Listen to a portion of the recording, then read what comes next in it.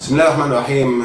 من عجائب، مش حول الاخوان، حول حزب الحريه والعداله. السياسه بقى كده، هم اللي عاملين سياسه. حزب الحريه والعداله لما حصل الثوره قامت والناس طبعا عارفين ازاي ركبوا الثوره وازاي دخلوا في الثوره. هم شاركوا في الثوره محدش اتكلم، ولكن بعد كده ابتدوا ينزلوا في الشارع يحطوا العلم الاخضر بتاعه الاخوان المسلمين، يقفوا ينظموا المرور. احنا قلنا الكلام ده قبل كده، ينظموا المرور، يقفوا عند كوبري الداخل واللي خارج. والازمه الاسطوانات الغاز ابتدوا يقفوا فيها، وطبعا هم عاملين حسابهم ان ده هتوصل للانتخابات. ثلاث حاجات علامات فارقه في الموضوع. عصام العريان مره طلع وقال ان مفيش امن، احنا ممكن الاخوان يمسكوا الداخليه ويمسكوا الامن. طيب يعني انت الاخوان يستطيعوا ان هم يمسكوا الامن ويعملوا الامن، طيب ما بتعملوهاش ليه؟ لان هو مش في الحكومه. طب انت بتعملها لنفسك، يبقى ما بتعملهاش لمصر. طب انتوا مش مصريين؟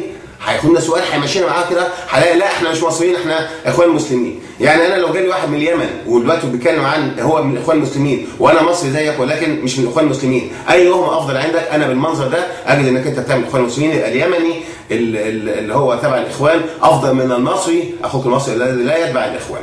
ادي اول حاجه، لان لو في ايدك حاجه تعملها لمصر وما عملتهاش وبتقول انا مستعد، طب ما تعمل. مش فاهم يعني. النقطة الثانية ودي النقطة الغريبة، لما وقف الشباب بتاعهم حماية لمجلس الشعب في الفترة اللي فاتت دي، أنا استبشرت خير وقلت كويس جدا. الشباب الإخوان ابتدى يعني يطالب مهامه وابتدى يحمي الشرعية بتاعة مجلس الشعب، لكن اتضح إن هم بيحموا الأكثرية وليس الشرعية لمجلس الشعب. يعني هم بيحموا أكثريتهم ولا يحموا شرعية المجلس. ليه الكلام ده بيتقال؟ لان في عز الناس ما كانوا بيدعوا للعصيان المدني، فوجئنا بالشاطر طالع يقول ان احنا يعني بنطلع بمسؤولياتنا والشعب ادهلنا ومستعدين نعمل حكومه يمثل فيها باقي الاطراف. ايه خراب الديار ده؟ هو حد قال لك ان احنا عايزين نغير الحكومه دلوقتي؟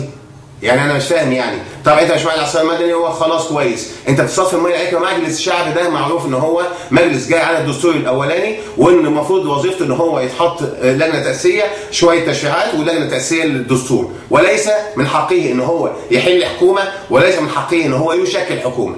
اللي بيعمله ده ان هو بيلف على الشرعيه اللي انتخب على اساسها عشان يعمل حكومه. حد قال لك اعمل حكومه؟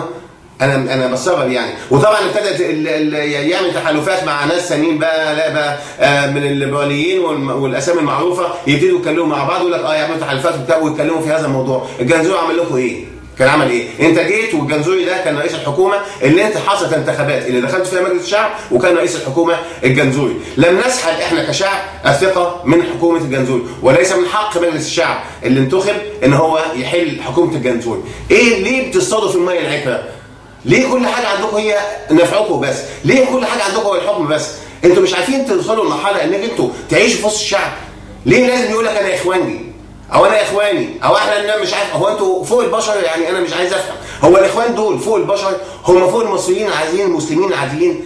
ليه نوصل لهذه المرحله؟ ليه لازم تصر انك انت قبل كده كلمت قلت شرعيه والاستفتاء على الدستور واحنا دي شرعيه؟ طب الشرعيه دلوقتي كانت بتقول لك انك انت تيجي وتعمل حكومه؟ لا، ليس من حق مجلس الشعب الحالي ان يشكل حكومه، ونحن نعترض لان هو جاء على الدستور، وليس في بنود الدستور ما يخول مجلس الشعب الحالي ان هو يعمل حكومه.